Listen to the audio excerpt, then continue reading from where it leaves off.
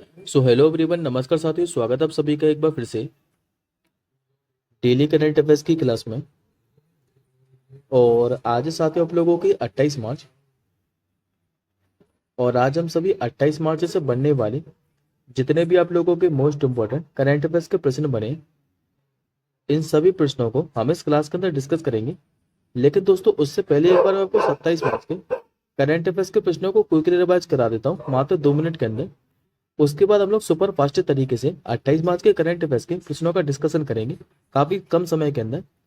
तो जैसा कि साथियों लास्ट क्लास के अंदर मैंने आप लोगों को पढ़ाया था कि अभी भारत के जो नए वित्त सचिव हैं ये कौन बने, तो याद रखेंगे ये अजय सेठ बने।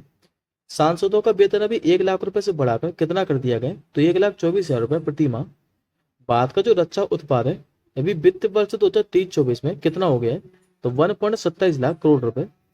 24 मार्च 2025 को अभी जाति आधारित जनगणना शुरू कराने की घोषणा किसने की है, तो झारखंड सरकार ने। किसने भी नोमा रोग को उपेक्षित जो उष्णकटिबंधीय रोग है इनकी सूची में शामिल किया है, तो वर्ल्ड हेल्थ ऑर्गेनाइजेशन के द्वारा। मिजोरम राज्य ने साथ जो एंथुरियम फूल है इनका पहली बार निर्यात किया है, और किस देश को निर्यात किया है, तो सिंगापुर को। राष्ट्रीय ई विधान एप्लीकेशन में शामिल होने वाला अभी बात की 28वीं जो विधानसभा है ये कौन से बनी है, तो नई दिल्ली।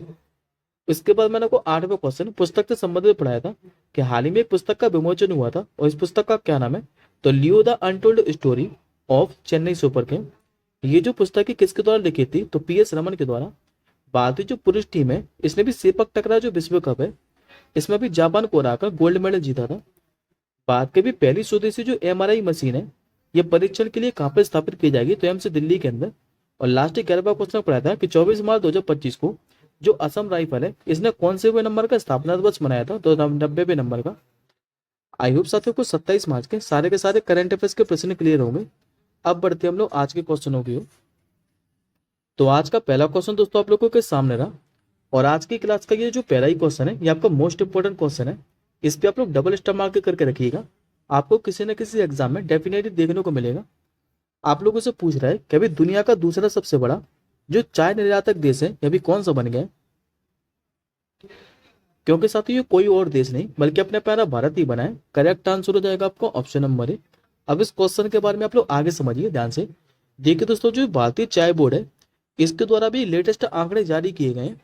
और इन आंकड़ों के अनुसार देखें हम लोग तो भारत ने 2024 में 255 मिलियन किलोग्राम क्या है कि चाय का निर्यात किया है। और इसके साथ ही भी भारत क्या है कि दुनिया का दूसरा सबसे बड़ा चाय निर्यातक देश भी बन गया है। और ये दोस्तों आप लोगों को और याद रखना है कि भारत ने पीछे किसको छोड़ा है, तो श्रीलंका को। अब ये तो होगा दोस्तों भारत दुनिया का दूसरा सबसे बड़ा चाय निर्यातक देश। लेकिन अगर हो सकता है आप लोगों से पहला भी पूछ ले तो याद रखेंगे केन्या पहला है। अब एक बार आप लोग एडिशनल इन्फॉर्मेशन में देखिए। अब हम लोग दोस्तों शीर्ष कृषि उत्पादक देशों के बारे में बात कर लेते हैं। क्योंकि दोस्तों यहाँ से RRB जो NTPC का एग्जाम हुआ था उसमें कई सारे क्वेश्चन पूछे गए थे। कभी कभार दोस्तों राज्यों के बारे में पूछ लेता है और कभी कभार पूछ लेता है देशों के बारे में। तो हो सकता है आने वाले एग्जाम में यहाँ से आप लोगों को क्वेश्चन रिपीट देखने को मिले। तो एक बार मैं आपको ये सारे के सारे रिवाइज करा देता हूँ। जैसे कि चावल का सबसे बड़ा उत्पादक देश पूछे आप लोगों से तो चीन है। लेकिन दोस्तों भारत में पूछ लें तो ये पश्चिम बंगाल है। गेहूं और आलू में देखें कि सबसे बड़ा उत्पादक देश कौन सा है, तो ये दोस्तों चीन ही है। जबकि भारत में पूछे तो उत्तर प्रदेश है। मूंगफली उत्पादन में विश्व का पहला स्थान कौन सा है, तो चीन का। जबकि भारत में पूछे तो गुजरात में सबसे ज्यादा मूंगफली का उत्पादन होता है। तंबाकू उत्पादन में पूछे कि विश्व में पहला स्थान किस देश का है, तो ये भी दोस्तों चीनी का है। लेकिन भारत में पूछे आप लोगों से तो आंध्र प्रदेश में सबसे ज्यादा तंबाकू का उत्पादन होता है। मक्का उत्पादन में पूछे कि विश्व में पहला स्थान किसका है, तो अमेरिका का। लेकिन भारत में बात करें तो कर्नाटक है पहले स्थान पर। दलहन उत्पादन में देखें तो दलहन उत्पादन में पहला स्थान भारत का ही है। लेकिन दोस्तों भारत के अंदर राज्यों की बात करें तो राज्यों में मध्य प्रदेश से पहले स्थान पर। जूट उत्पादन में भी विश्व में जो पहला स्थान है ये अपने प्यारे भारत का ही है। लेकिन राज्यों में बात करें तो पश्चिम बंगाल है पहले स्थान पर। और गन्ने उत्पादन में पूछे कि विश्व में पहला स्थान किस देश का है, तो ये ब्राजील का है। जबकि भारत की बात करें तो उत्तर प्रदेश से पहले स्थान पर। अब बढ़ते साथियों हम लोग आज के दूसरे क्वेश्चन की ओर। आज का दूसरा क्वेश्चन साथियों आप लोगों से पूछ रहा है कि अभी सामान्य नागरिक जो संहिता है इसको लागू करने वाला जो दूसरा राज्य है ये भी कौन सा बनने जा रहा है, तो ये राज्य बनना जा रहा है साथियों गुजरात राज्य। करेक्ट आंसर हो जाएगा आपको ऑप्शन नंबर सी। दरअसल दोस्तों जो उत्तराखंड है इसके बाद अभी जो गुजरात राज्य है ये यूनिफॉर्म सिविल कोड को लागू करने वाला अब देश का दूसरा राज्य बनने जा रहा है। और पहला राज्य कौन सा बना था, तो ये मैं आपको बता चुका हूँ। हालांकि दोस्तों मैंने आपको कई बार ये क्वेश्चन पढ़ाया भी था कि 27 जनवरी 2025 को क्या है कि उत्तराखंड स्वतंत्रता के बाद यूनिफॉर्म सिविल कोड को लागू करने वाला पहला राज्य बन गया था। अब बात करते हैं हम लोग यूनिफॉर्म सिविल कोड के बारे में कि ये है क्या।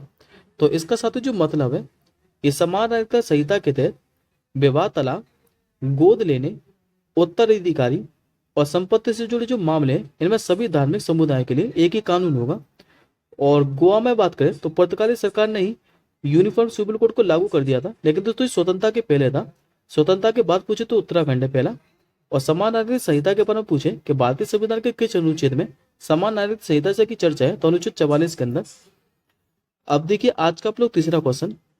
आज का दोस्तों आपको जो तीसरा क्वेश्चन है ये दिवस से संबंधित है। आप लोगों से पूछ रहा है जो विश्व रंगमंच दिवस है ये आपका कब मनाया जाता है।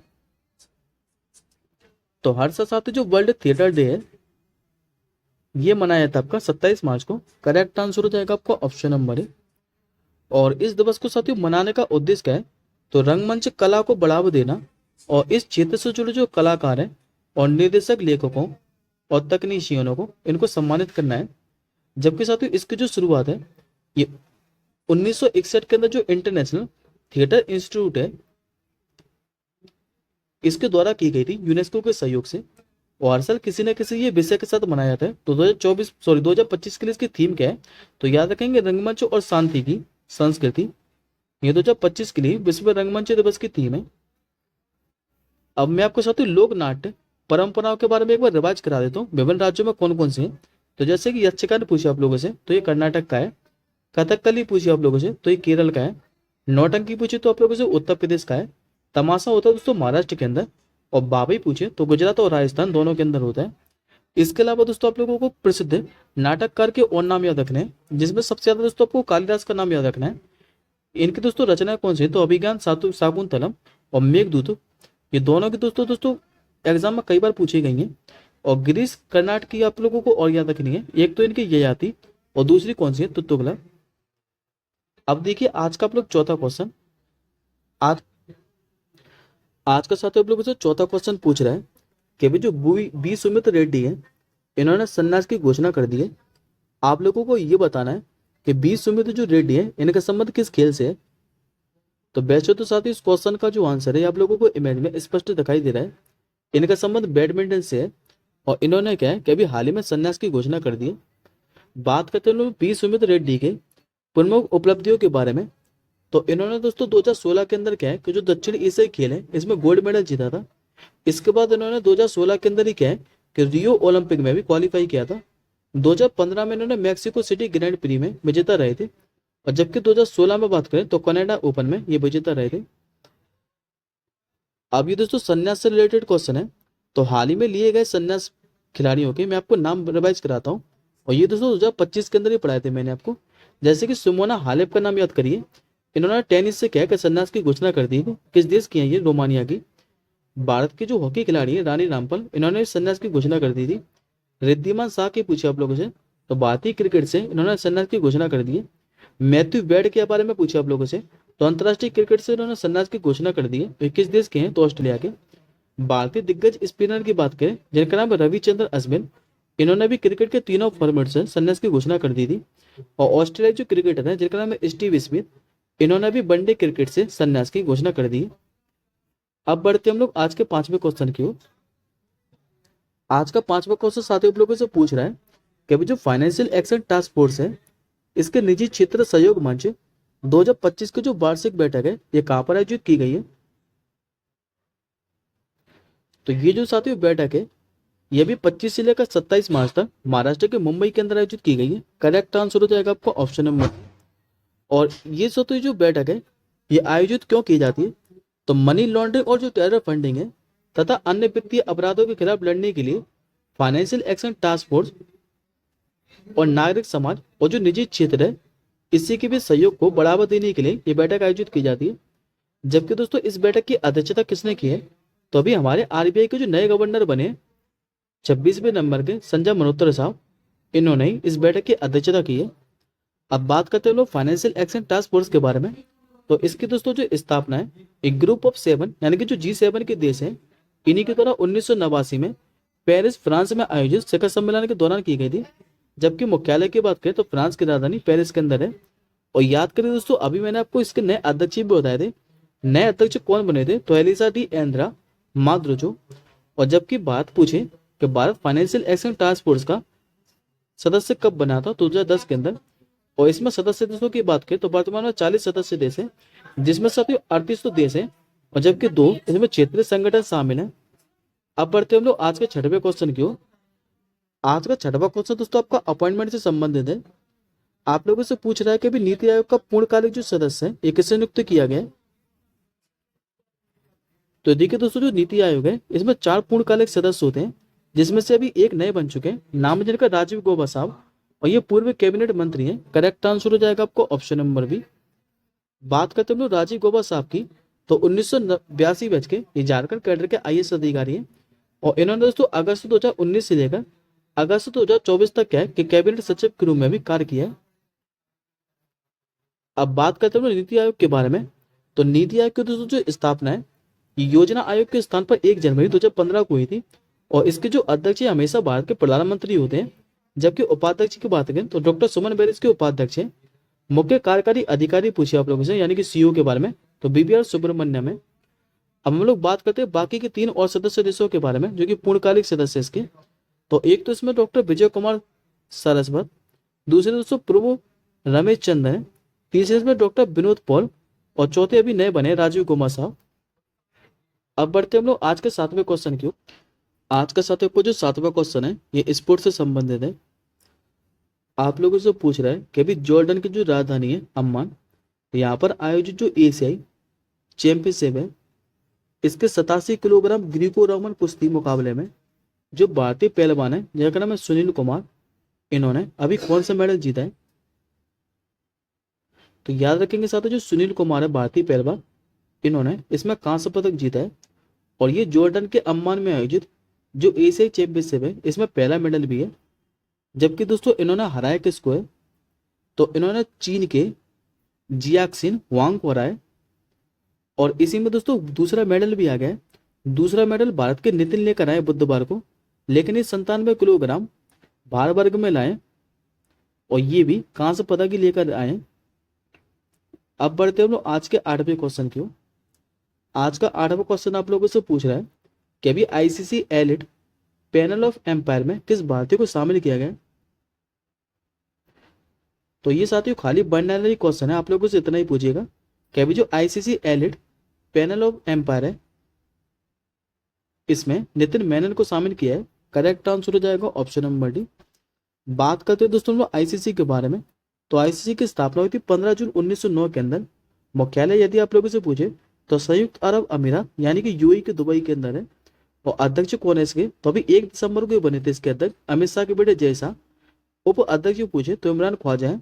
महाप्रबंधक पूछे तो वसीम खान है। जबकि इसमें सदस्य देशों की बात करें तो 108 इसके सदस्य हैं। अब देखिए आज का अपना आप लोग 9वां क्वेश्चन। आज का आपका जो 9वां क्वेश्चन है यह अभ्यास से संबंधित है। आप लोगों से पूछ रहा है कि भारत के साथ कौन सा ऐसा देश है जो कि संयुक्त रूप से प्रथम भारत अफ्रीकी जो नौसैनिक अभ्यास है जिसका नाम है एकीमी, और जिसका तो संस्कृत में अर्थ क्या होता है तो एकता, इसकी मेजबानी करेगा। तो ये देश आयोजित करने वाला है साथियों तंजानिया देश। करेक्ट आंसर हो जाएगा ऑप्शन नंबर सी। अब इस क्वेश्चन के बारे में आप लोग आगे समझिए। ठीक है दोस्तों, भारत क्या है कभी हिंद महासागर में जो अफ्रीकी देश है जिसका नाम है तंजानिया, इसी के साथ मिलकर जो एकेमी नामक एक समुद्री अभ्यास है जिसका संस्कृत में अर्थ में आप लोगों को बता चुका हूँ एकता होता है, इसकी क्या है कि सह मेजबानी करेगा। और ये अभ्यास पूछे आप लोगों से तो ये 13 से लेकर 18 अप्रैल 2025 तक तंजानिया के अंदर दोस्तों जो दार एस सलाम बंदरगाह है इसी के पास खुले समुद्र में आयोजित किया जाएगा। और इस अभ्यास में तंजानिया सहित क्या है कि 10 अफ्रीकी देश भाग ले रहे हैं। लेकिन दोस्तों ये 10 अफ्रीकी देश आप लोगों के लिए इंपॉर्टेंट नहीं बनेंगे, खाली आप लोग भारत का नाम याद रखिएगा। बात करते हैं लेकिन हम लोग तंजानिया के बारे में। तो तंजानिया एक अफ्रीकी महाद्वीप में स्थित देश है। राजधानी क्या की तो डोडोमा। मुद्रा पूछे आप लोगों से तो तंजानिया शिलिंग है। जबकि यहाँ के राष्ट्रपति कौन है तो सामिया सुलू हसन। और प्रधानमंत्री की बात करें तो कासिम मजालीवा यहाँ के प्रधानमंत्री हैं। अब देखिए आज का आप लोग 10वां क्वेश्चन। आज के 10वें क्वेश्चन पे भी साथियों आप लोग स्टार मार्क कर लीजिए क्योंकि ये क्वेश्चन भी आज की क्लास का आपका महत्वपूर्ण क्वेश्चन है। आप लोगों से पूछ रहा है कि विश्व में सर्वाधिक जो दूध उत्पादन करने वाला देश है यह भी कौन सा बना है? तो ये दोस्तों कोई और देश नहीं बल्कि अपने प्यारा भारत ही है। करेक्ट आंसर हो जाएगा आपको ऑप्शन नंबर ए। अब इस क्वेश्चन के बारे में आप लोग ध्यान से समझिएगा एक एक पॉइंट को। देखिए दोस्तों, भारत क्या है कि 1998 से लगातार दूध उत्पादन में प्रथम स्थान पर बना हुआ है। और भारत वैश्विक दूध उत्पादन में देखें तो लगभग दोस्तों 25% का भारत योगदान देता है। 2023-24 में बात करें तो भारत का जो कुल दूध उत्पादन है ये 239.2 मिलियन टन रहा है। अब पिछले 10 वर्षों में दूध उत्पादन में देखें तो 63.56% की वृद्धि हुई है। और देश में बात करें कि प्रति व्यक्ति दूध की उपलब्धता पिछले दशक में कितनी रही थी तो 48% बढ़ी है। अब हम लोग बात करते हैं भारत के बाद दूसरे स्थान पर कौन है दूध उत्पादन में। तो अमेरिका दोस्तों दूध दूसरे स्थान पर, तीसरे स्थान पर चीन है, चौथे पर पाकिस्तान है और पांचवें पर है ब्राजील। ये तो हो गए दोस्तों विश्व लेवल पर बात।